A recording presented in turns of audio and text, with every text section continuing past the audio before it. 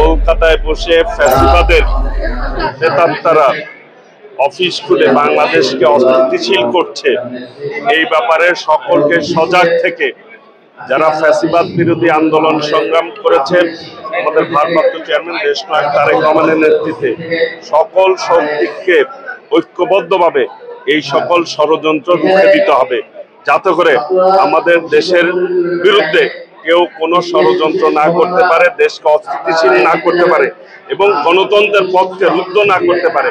সেই ব্যাপারে সকলকে ঐক্যবদ্ধভাবে কাজ করতে হবে।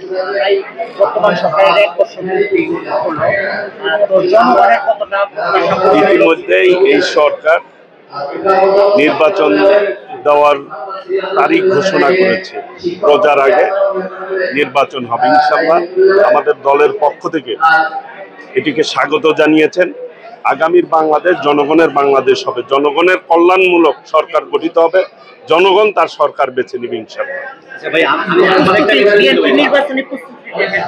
বিএনপি একটি গণতান্ত্রিক দল, নির্বাচনমুখী দল।